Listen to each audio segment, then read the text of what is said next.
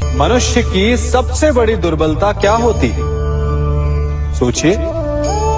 धन, प्रेम, अहंकार। मनुष्य की सबसे बड़ी दुर्बलता होती है उसके रहस्य। चाहे आप कितने भी शक्तिशाली क्यों ना हो, कितने भी प्रबल क्यों ना हो, परंतु उसके रहस्य उसके नाश की चाबी होती है। इसलिए यदि प्रबल रहना है, शक्तिशाली रहना है, समर्थ रहना है, तो अपने रहस्य को किसी को भी ना बताएं, ना मित्र को और ना ही शत्रु को, क्योंकि समय पड़ने पर कब कौन शत्रु हो जाए ऐसा कहना संभव नहीं। विभीषण को रावण के अमृत कुंड का ज्ञात था, इसीलिए प्रभु श्री राम रावण का वध करने में सफल हो सके। इसलिए उचित यही है कि आप अपने रहस्य को स्वयं तक ही सीमित रखें। मनुष्य का मन बड़ा विचित्र होता है, कल्पना में ही विकास करता है, संपन्न भविष्य का स्वप्न देखता है और कल्पना में ही जो नहीं हुआ उससे भय खाता है। और यही भय मनुष्य का सबसे बड़ा शत्रु है। हमारे भविष्य के मार्ग में, हमारे आनंद के मार्ग में सबसे बड़ी बाधा है। अब आप लोग मुझसे पूछेंगे कि इसका तोड़ क्या है, भय से मुक्ति कैसे पाई जाए? तो ये प्रश्न आप स्वयं से पूछिए। तनिक सोचिए, जब आप एक सुंदर भविष्य की कामना करते हैं तो उसे पाने के लिए आप परिश्रम करते हैं ना? ठीक उसी प्रकार भय से मुक्ति पाने के लिए आप उससे लड़ जाएं और उसका निवारण आपको स्वतः ही मिल जाएगा। इसलिए जब भी भय आपको सताए तो उससे भागे नहीं, उससे घबराए नहीं, क्योंकि भय का काम ही होता है आपको भयभीत करना। इसलिए जब भी भय आप पर आक्रमण करे तो आप भी उस पर पहले ही आक्रमण कर दें। हम सब मित्रों के साथ रहना चाहते हैं, शत्रुओं से दूर रहना चाहते हैं। क्यों? क्योंकि हमें जीवन में आनंद पाना है, जीवन में आगे बढ़ना है, स्वयं को संपन्न देखना है। और यदि किसी से भी आप पूछेंगे कि जीवन में सफलता पाने के लिए सबसे अधिक आवश्यकता किसकी होती है, तो हर एक आपको लगभग एक ही उत्तर देगा। सफलता प्राप्त करने के लिए आपको सच्चे मित्रों की आवश्यकता होती है। परंतु यदि आपको और अधिक सफल होना है तो आपको केवल मित्रों की नहीं, शत्रु की अधिक आवश्यकता है। अब आप कहेंगे, ये मैंने कैसी बात कर दी? तनिक स्वयं सोचिए। जब भी संकट आता है तो मित्र क्या करते हैं? आपकी सहायता करने के लिए आपके साथ खड़े हो जाते हैं। और संकट के समय में शत्रु और बड़ा संकट बनकर हमारे समक्ष खड़े हो जाते हैं। मित्र हमें सहायता देते हैं, अपनी शक्ति देते हैं, परंतु शत्रु आपके भीतर छिपी शक्ति को बाहर लाता है, आपको और अधिक बलवान बनाता है।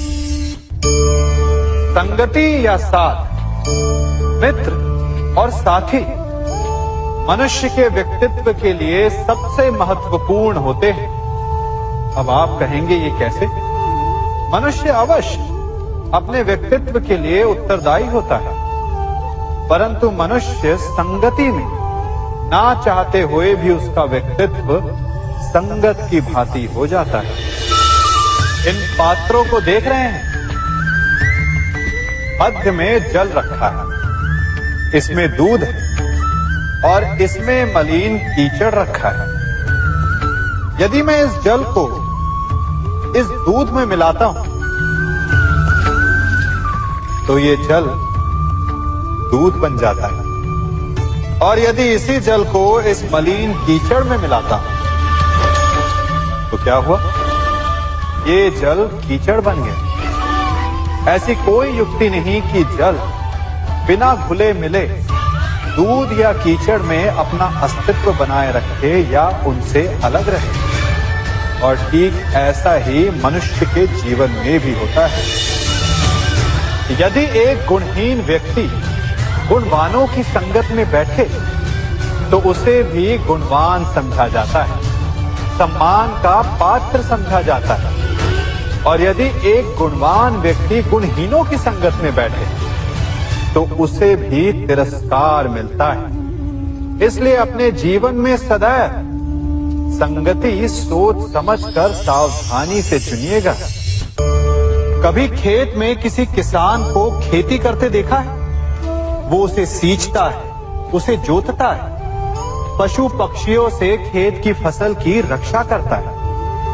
परंतु एक बात का वो सबसे विशेष ध्यान रखता है कि कहीं खेत में खरपतवार ना उग जाए, क्योंकि एक खरपतवार खेत की सारी फसल को नष्ट कर सकती है।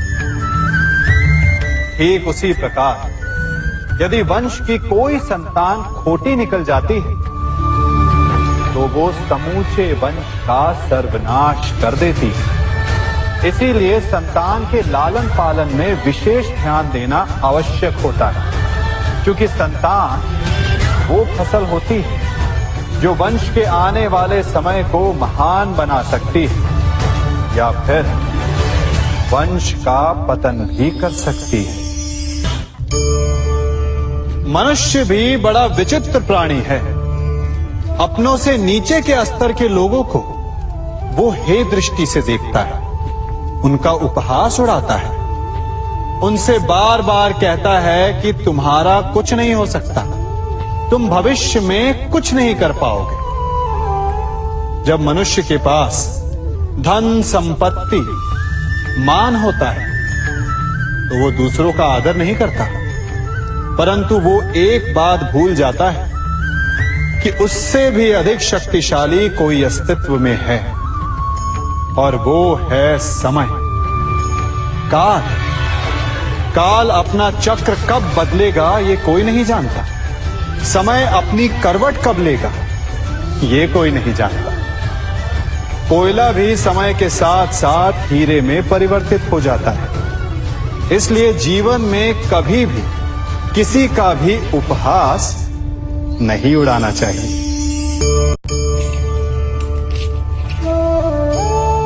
बड़ी विकट समस्या है। मुझे स्मरण ही नहीं हो रहा कि इस गुच्छे की कौन सी चाबी इस ताले को खोलेगी। बड़ी देर से प्रयास कर रहा हूं, परंतु ये ताला खुल ही नहीं रहा।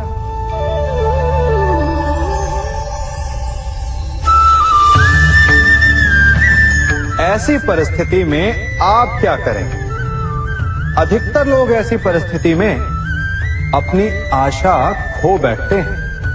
उन्हें लगता है कि चाबी खो गई। वो तिलमिला जाते हैं, क्रोधित हो उठते हैं। परंतु उस समय धैर्य रखें तो गुच्छे की अंतिम चाबी ताला खोल सकती है। कुल्हाड़ी का अंतिम प्रहार वृक्ष को काट के गिरा देता है, परंतु क्या सत्य में कुल्हाड़ी का अंतिम प्रहार वृक्ष को काट के गिरा देता है? आपको आपका लक्ष्य दिला देता है? नहीं, आपका निरंतर प्रयत्न ही आपको सफलता दिलाता है। जब आपका मन निराश है तो अपने कार्य में दुगनी उत्साह से जुट जाए, क्योंकि अनावरत बहता जल ही कठोर चट्टान को काट सकता है। सफलता का मूल है परिश्रम, प्रयास और आशा। मनुष्य का जीवन ऋतुओं के समान होता है। आज ग्रीष्म तो कल वर्षा, परसों शीत। तनिक संकट आया तो हम संयम खो बैठते हैं, तनिक ऋतु बदली तो हम अधीर हो जाते हैं। अपने आक्रोश में, अपने क्रोध में हम उनसे ही संबंध बिगाड़ लेते हैं जो हमारे अपने होते हैं। क्यों ऐसा होता है ना?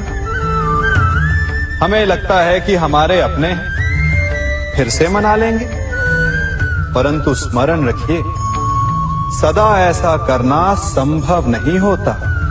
सागर की उछलती लहरों को तट सहता है और यदि तट ही टूट जाए तो बाढ़ आ जाती। हमारे संबंध भी दूध की भांति होते हैं। दूध तपकर उबल सकता है, परंतु यदि उसमें खटास आ जाए तो वो फट भी जाते हैं। और फटे दूध को चाहे जितना मत लो, उसमें से माखन नहीं निकलेगा। इसीलिए अपने संबंधों को संभल कर निभाना चाहिए।